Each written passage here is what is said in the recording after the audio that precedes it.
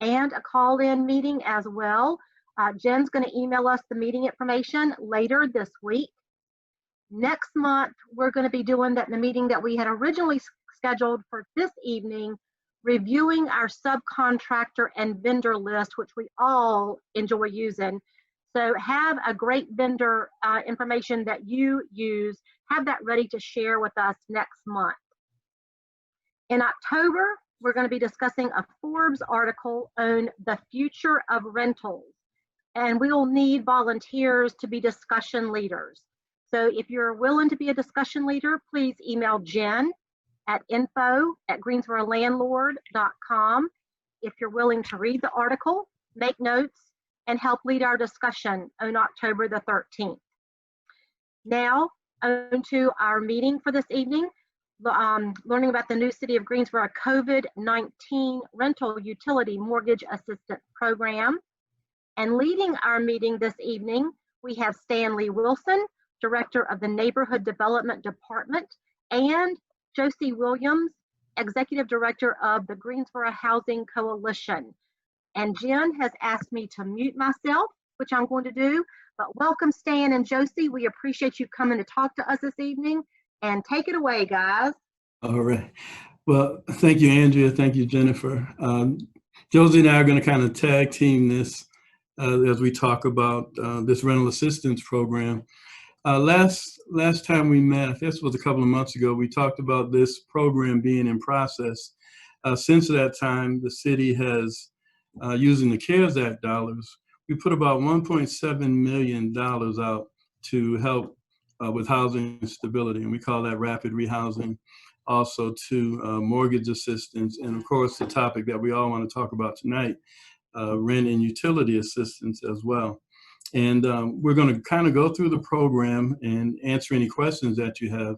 And also too, obviously, because of the circumstances of this economy, the response has been tremendous. And we'll be looking at another $1.3 million in CARES Act dollars that we'll put out there for rental assistance as well. And that'll probably be towards the end of this month. So we are looking at extending the program. So what we like to do, though, is to begin by kind of going over and giving you an outline of what the program is about. So, okay, I'll go. Let me get that pulled up for you.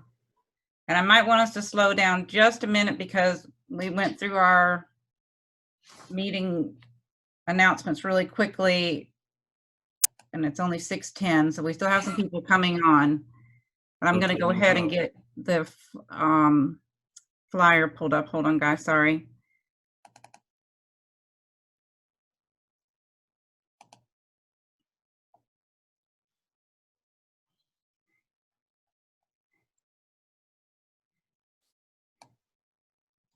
Beautiful. And now, one thing I say is that I have Josie here. Josie does all the work. She's been with the Housing Coalition for 4 months, and we knew her before she became the executive director, and we knew how hard she worked, and she's done a tremendous job. So I'll kind of turn this part over to Josie to begin talking about the program and helping you understand how you can access and help your tenants to access the program. Okay. Thank you, Stan, and thanks everyone for joining us. I'm just going to go over some highlights of the program. I want to let you guys know if you have questions, feel free to put that in the chat. If you are unable to, I know our co-host will help us manage the questions that may come forth. But as you can see, this flyer has gone out. You can find this flyer on the City of Greensboro's website. You can also find this flyer on Greensboro Housing Coalition's website. The emergency rent and utility payment assistance is up to $1,900 per household. So there's $1,500 that can go towards emergency rent, and there's up to $400 that can go toward utility assistance. I think that the flyer does well in illustrating the specifics of the program. It's very concise. I think the qualifications, as you can see, are pretty reasonable and expected. We want to be able to create.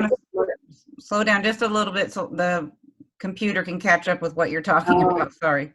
Is that on my, is that on your Yeah, end or mine? Yeah, Is it's that- on, it's my end. It just, if there's a delay. Oh. So the required documents, Okay. So you're good. We're right here at tenant qualifications and required documentation. okay. The tenant must be within Greensboro city limits, current on their lease through February 2020, behind on rent and utilities as of June 30th. There is an income limitation. Household income is less than 80% of the area median income. And I'm gonna pause right there. Could you scroll up? Because I believe that illustration of those income limits are at the bottom. Yes. I just wanted to pause right there. So while we're talking about that, household size from 1 person to 8 person, 80% of the area median income. So it's 37,000 on up to 69,000. If you scroll back up for me, please. We do require that tenants, of course, be able to show proof of residency at that location where they're seeking assistance. When it comes to the utility assistance, we recognize multiple people living in a household. Someone may be in the household that's paying the utilities, or they're both paying the utility, but one tenant may not have, both tenants' names may not be on that bill. We're looking for proof of residence. We're looking for confirmation of the household that needs the utility assistance. So we've seen a client come in where Mike, the utility is a name on the bill, but there are someone else in the household is doing the application. That's fine. It's about proof of residence and then showing that you actually have a legitimate case. I will say also, their proof of rent delinquency. Someone came in actually today with receipts where they had paid. We have to have either an eviction notice or a letter from the landlord or some type of letter showing that they're actually late on their rent. If you could scroll up a little bit for me. Under the tenant qualifications, the huge thing that I want to point out about this funding, it's due to, we're trying to preserve housing. I think it will be beneficial for landlords and tenants if we can keep them in the home and keep them stabilized. So this funding, as you can see in the next to the last bullet under tenant qualifications, it says cannot pay rent and or utilities due to economic harm by COVID-19. We've seen people lose hours decrease, lose jobs, get furloughed. We've had clients that actually contracted the virus, which put them out of work for a period of time. So anything where they have been directly impacted in decreasing their economic stability, they will qualify, and they must be 18 years of older, 18 years of age or older. The required documentation, where if you're letting the tenants know, if you know, I know some tenants may ask you, you might have some strong relationships with your tenants. We have to have proof of their income and pay stubs. So yes, they have to be employed. There has to be income in the household. This application, this is just the flyer, and we'll get to the application in a minute. They do have to complete the tenant application. We'll show you a copy of that. Both, it's located on both websites, but they also have to complete our intake process. And the reason that is, we are a HUD certified housing counseling agency. So there are documents that we have to turn in because we get audited, and we want to make sure that we're being a good steward over the funds that we're getting from the CARES Act through the city of Greensboro. And we want to make sure that we're abiding by the guidelines that's set by HUD.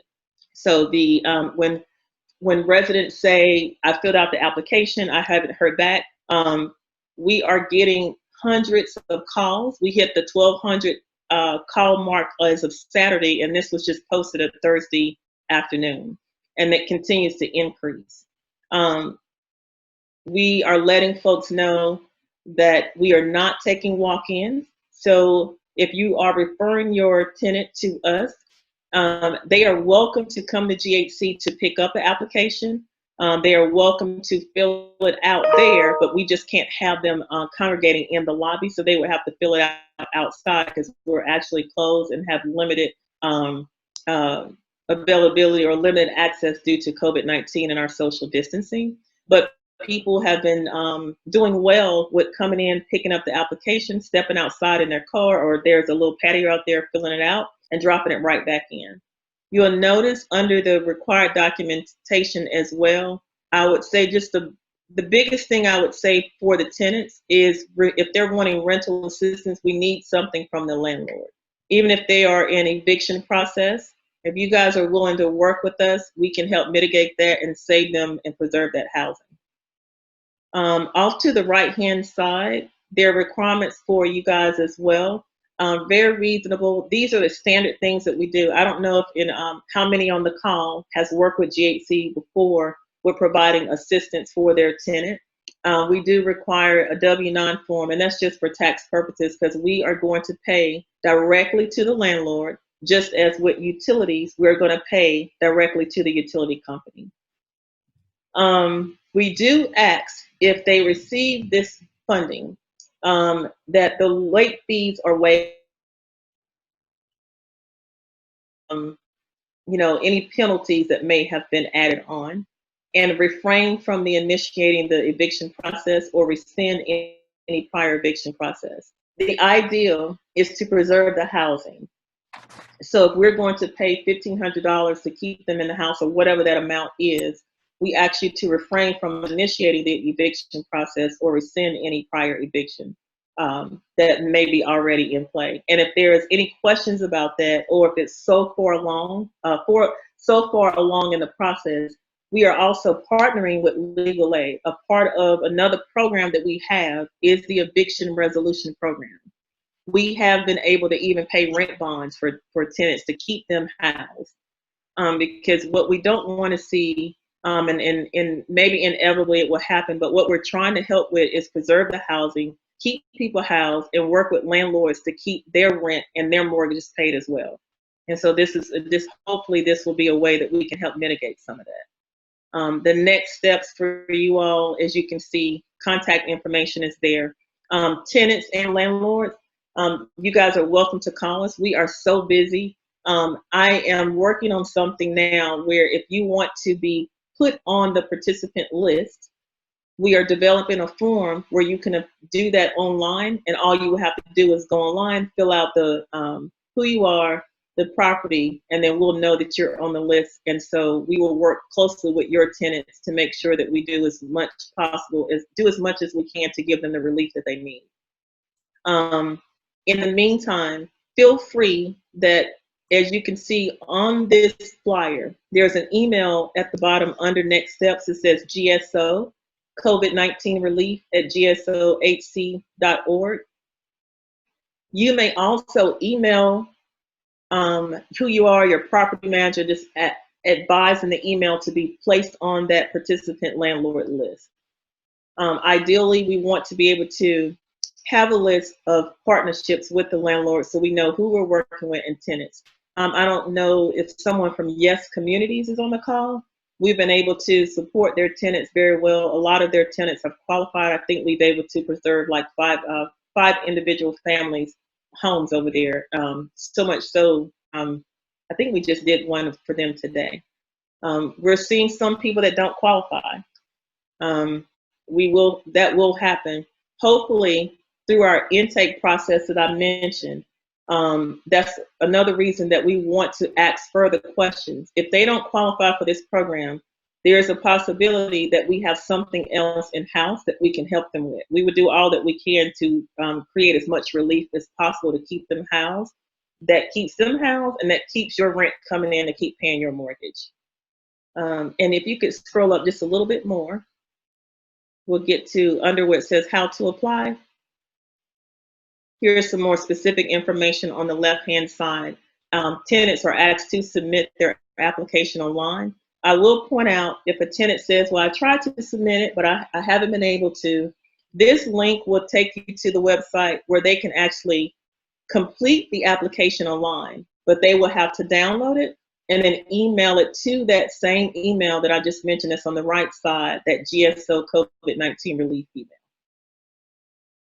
And they also, if they're having issues with internet access, we're seeing a lot of that, they are welcome to call us and complete the process over the phone.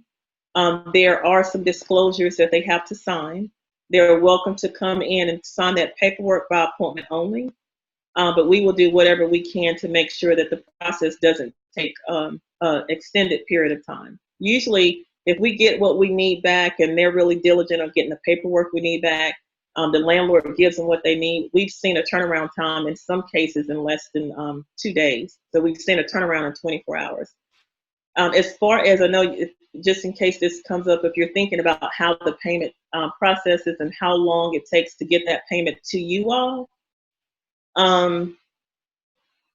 today being, oh my goodness, is day Tuesday, right? Wow, it feels like Friday. So today being Tuesday, we process checks today.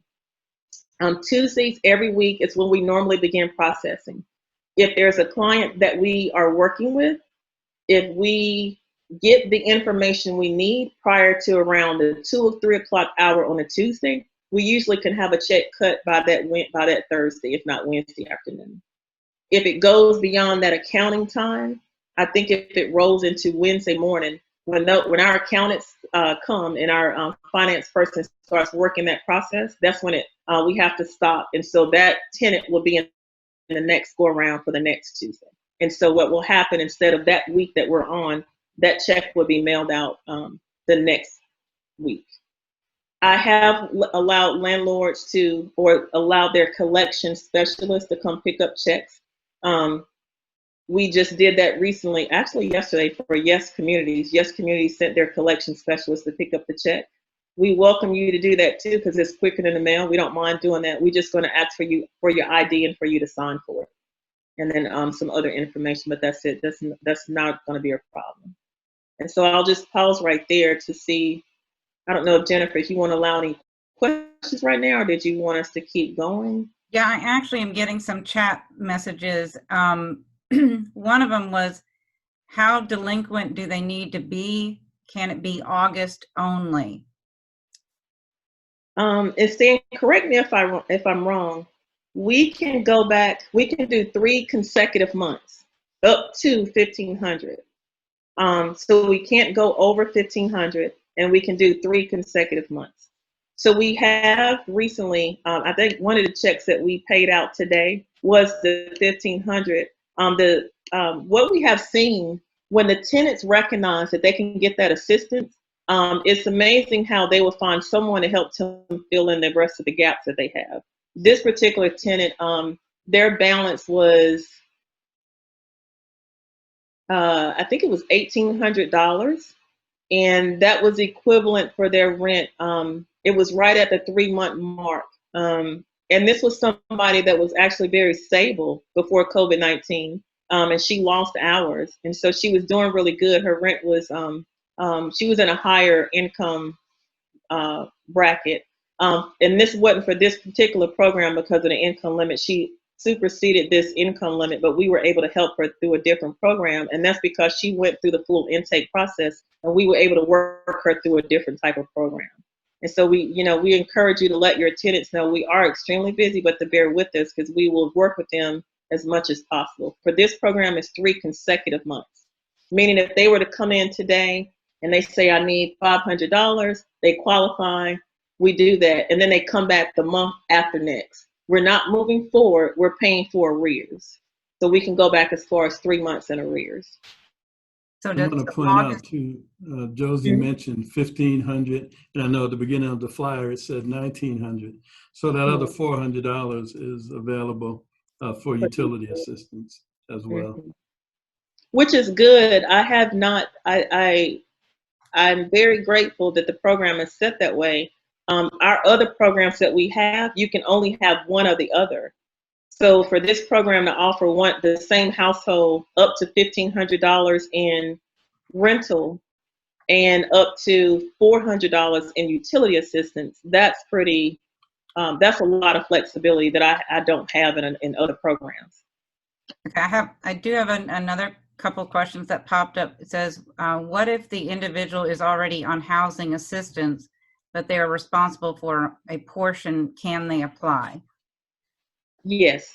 So we have seen folks apply that are under Greensboro Housing Authority. We have seen them apply if they're under some type of subsidized or income-based housing that's even outside of GHA, and that's not anything that's going to deter them from qualifying. The required qualifications, what you see on the on this flyer, that's it. If they meet those qualifications, we can assist them.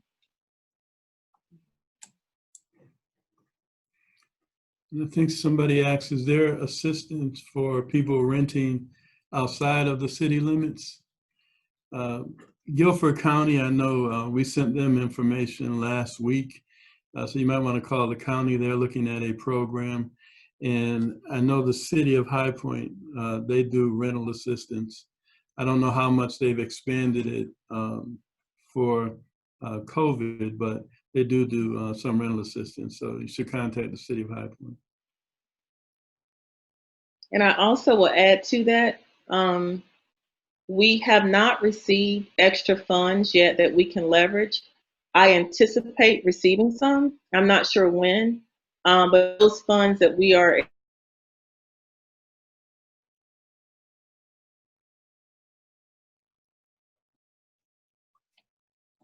yet, that actually just came up in a meeting this afternoon, because I put that question out. It's dollars we're expecting from the state.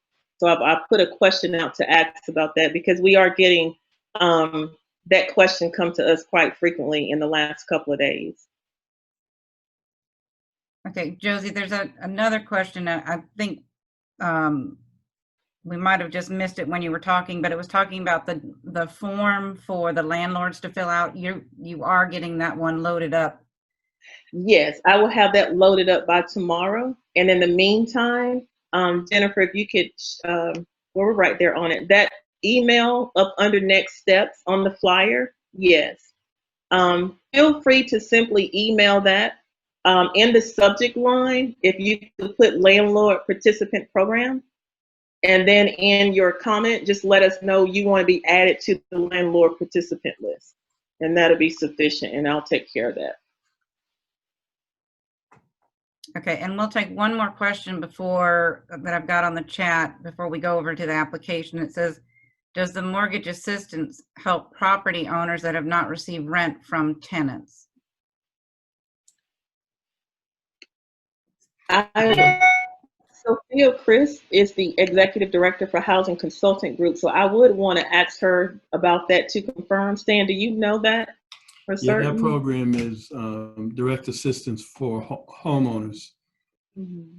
That it's just I think I read it said it has to be your primary residence. Yeah, it's not a. Okay, one more question was, at the current rate, when do you anticipate the fund to run dry, since you're getting so many phone calls and emails? We anticipate it going quickly, but it's unfortunate, but it's true. There will be many people that won't qualify because they will fall outside of the income requirement. And there may be some that will fall out of the COVID-19 impact. And so those are the ones that we will work with diligently through another program that we may have to support them. So with this particular fund, I think it will go quickly, but I still think that we will be okay at least for the next, honestly, couple of months. Unless it, depending on how that fall out. I will have a clear picture of that within the next couple of days. This is the first week we started processing checks. This just hit on Thursday afternoon. We're in the process of processing checks today. I will have a report to me on Friday regarding what that looks like. And that will begin to give me a picture on how quickly we will spend down. Because that will be primarily determined on the how much back rent individuals are behind.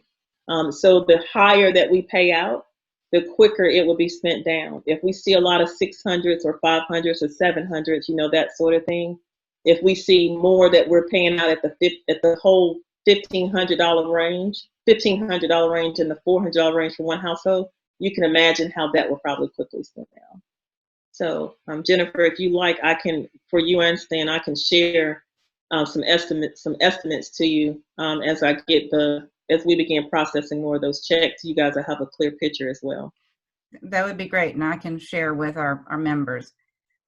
All right, would you like me to pull up the application? Yes. Give me a second, guys. Okay.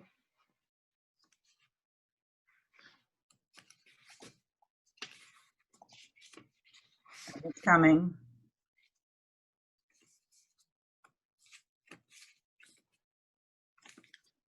Okay. Okay. So the application, if you note at the top, and Jennifer, I thank you for sharing this. This is really for the tenant, but I did think it will be beneficial for you guys to see what they are being asked to complete. And so you'll notice right at the top, the type of assistance is very clearly, concisely laid out. I know some will see that $1,900 and get really excited, but this specifically lays out that it's max benefit $1,500 per household for rent and max benefit $400 per household for utility. And if you could scroll up a little bit, Jennifer. The applicant eligibility, it just lays out a little bit more detail, and you'll notice be a U.S. citizen or legally admitted for residence in the United States. And so for the purposes of this program, residency is defined as a U.S. citizen. So I've had questions about that regarding that. And for these dollars, because they are CDBG coming down from HUD, the applicant eligibility does mean that they have to be a U.S. citizen. This again, required attachments is the same on the flyer, very concise. And if you could scroll up, we'll be able to show them what that full application looks like.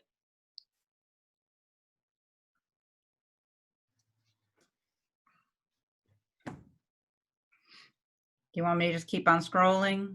Yes, please.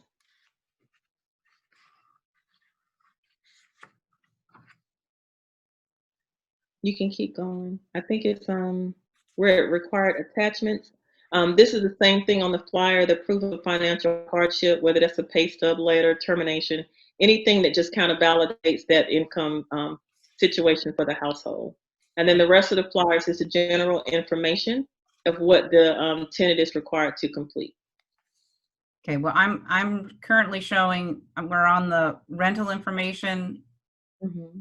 Is this is where they'll put in either the landlord's name or the property management company, correct? Mm-hmm. Okay. And you'll also notice it says duplication of benefits under assistance information. That's important because they do ask, have you received assistance or received a commitment for assistance related to COVID-19 from another source? And if so, they have to mark yes. And if yes, be aware that they are not eligible to receive duplicate funding under this particular program. So we are monitoring that as well.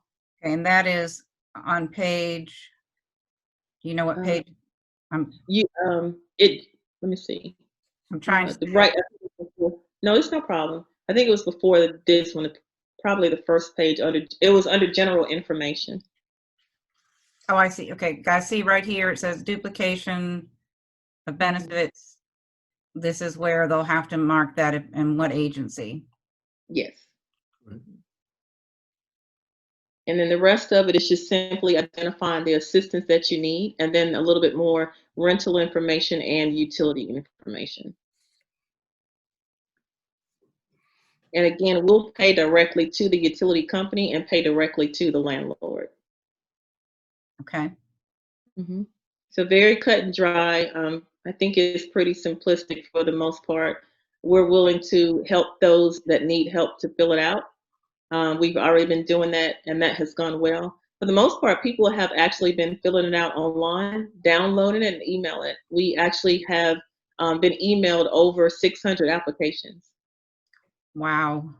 Yeah.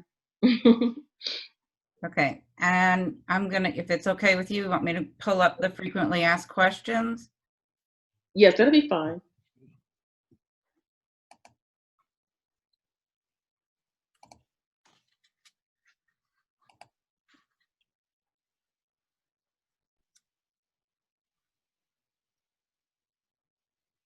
Okay, it's up now.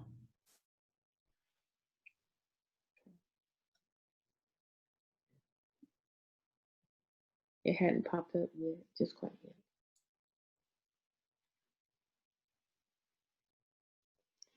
While that's being populated, it's taking a moment to come up. When we give them an application, and it is the same thing that they can get off the website.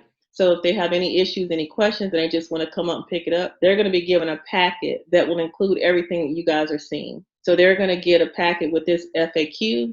It's going to include the application, and it's going to include the flyer. And the reason we do that is because that flyer is very, very precise on what's needed. And so any question that comes up while they're standing there over the call, we can just point them directly to the flyer. What's on that flyer is all we need. And if you don't have that, usually it's probably more than likely you're leaning into probably something that you won't qualify for. But for the most part, people have been able to easily understand. And this FAQ goes into even more detail. Questions regarding your eligibility, questions regarding agreements with a friend or relative to pay household expenses but don't have my own lease. You can see that is well within the realm of qualification. So yes, you may be eligible for assistance if you have an informal lease. Again, it lays out the amount of the assistance, and then also does the assistance that you receive have to be repaid? That's definitely not something that we're asking to be done. And basically, you have to be past due on your utilities. Again, even with rent, you have to be past due. So we're not moving forward, we're taking care of arrears. This is not funding that's going to be, that has to be reported on a tenant's 2020 tax information. And then it goes into what documents are needed. So very detailed, and they will get a packet of all of this information as well. And so Jennifer, I'll pause there as well and see if anyone has any questions about any of this thus far. And guys, if you are welcome to unmute your computers or your phones. You can use the raise your hand function, or you can use the chat. One question I have, Josie, is what about the self-employed? We've actually helped entrepreneurs and small business owners. So it is not about whether you're self-employed or you work for someone. It's really about you being impacted by COVID-19 and you have some type of impact that is causing you to be economically unstable in your household. We actually had a person that was running a boutique in Four Seasons Mall. She was very stable before COVID-19, and unfortunately, she had to close her boutique.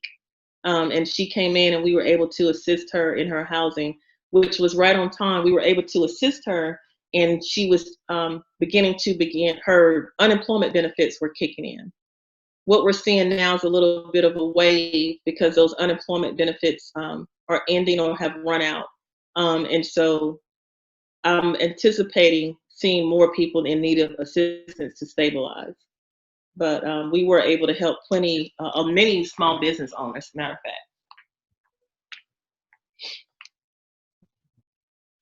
I'm just gonna plug in my computer.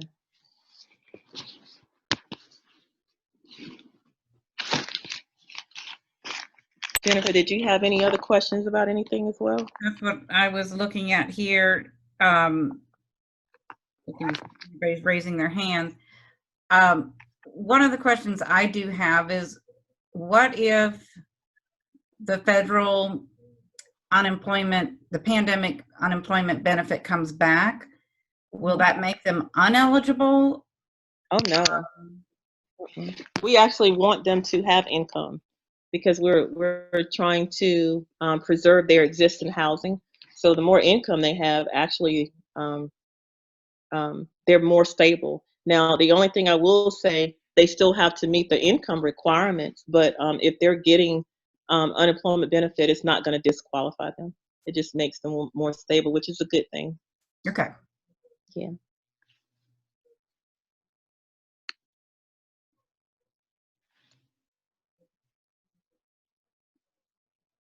You notice one of the questions, Jen, at the bottom, if they have Section 8 housing choice voucher or live in public housing units. So this is for those who are on vouchers and those who are not. So they're not disqualified because of that. We can still assist them.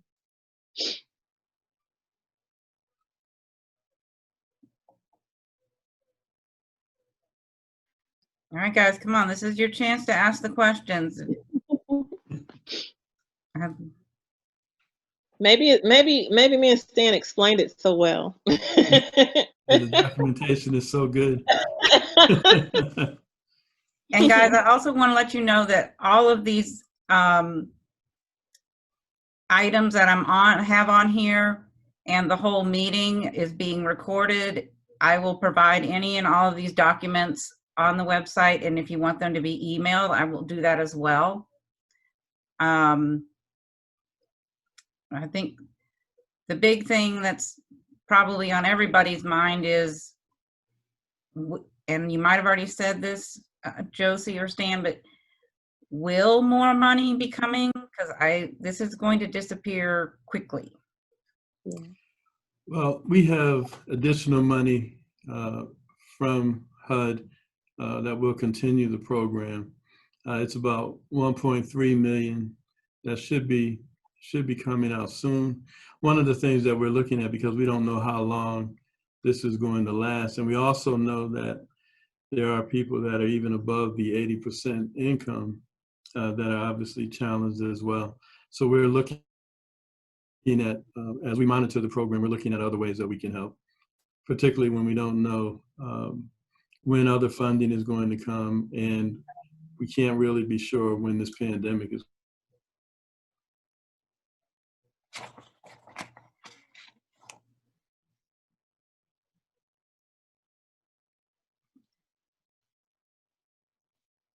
Okay, well,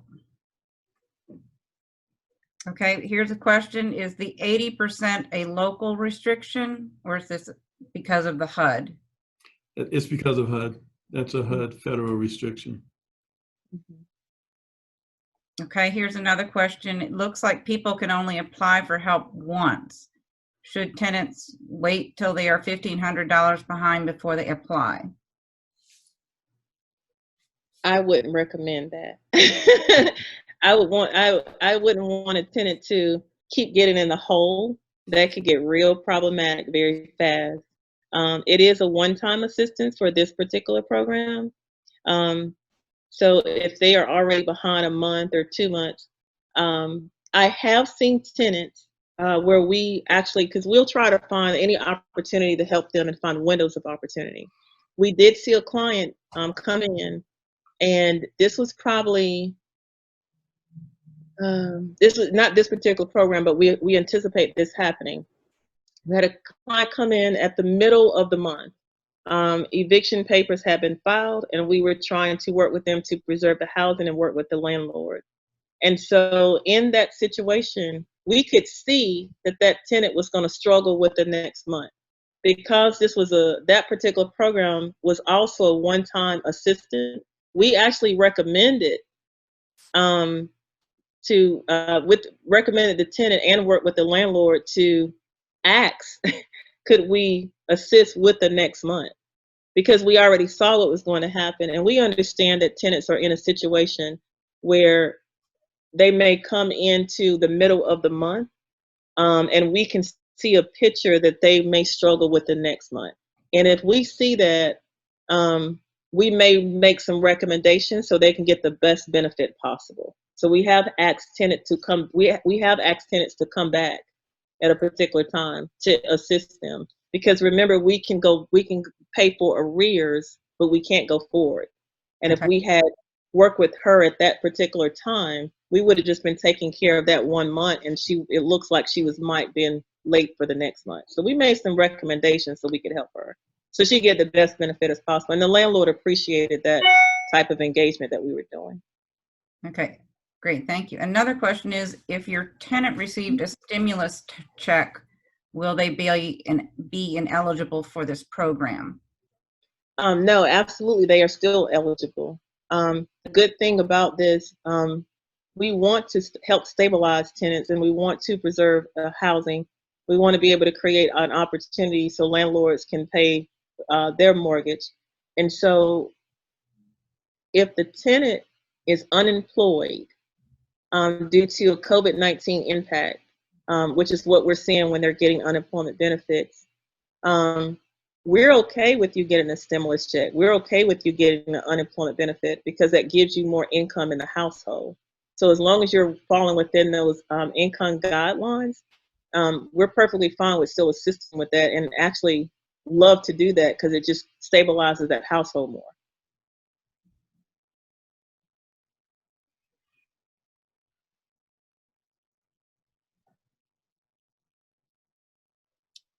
All right.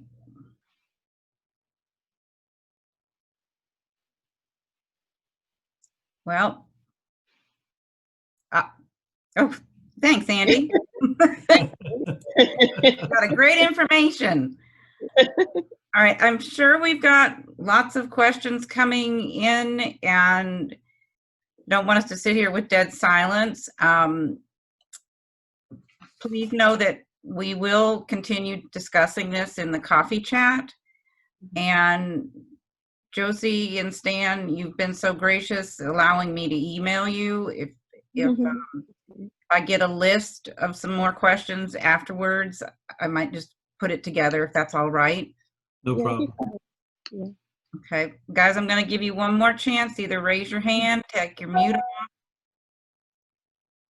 Thank you. Jennifer, Yes. this is Sandy. Evidently, I don't raise my hand very well.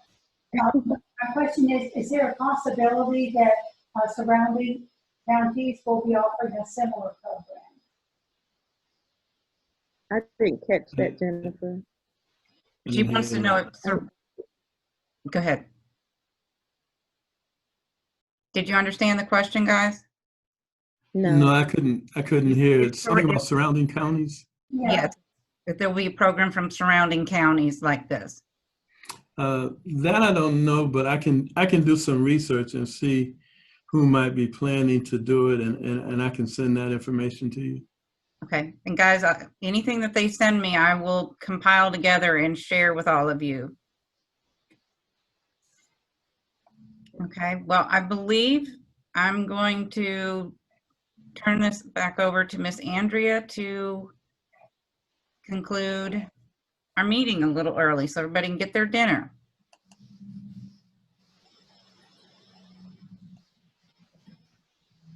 All right, Andrea, I'm trying to unmute you. Okay, Andrea, go down to the bottom left corner and hit unmute, please. Am I unmuted? Yep. Okay, Stan, Josie, we thank you so very much for y'all participating and bringing us all this great information. We appreciate you coming. Reminder to everyone else, our meeting next month is reviewing our subcontractor list. Please have your information ready to participate. Be on the lookout for your information and your email for the coffee chat next Tuesday, the 18th from Jennifer. Participate in that, please. And we thank everybody for participating in our third Zoom chat. Thank you. Everybody have a great summer, great month. Be safe between now and then, and practice your social distancing. Wash those hands. Wash your hands, yeah. But we thank you for participating. Thank you. Thank you. All right, you, thank you guys. Have a good night, everybody. Good night. Thank you. Thank you. Okay. Thanks, Jen. All right, thank you guys.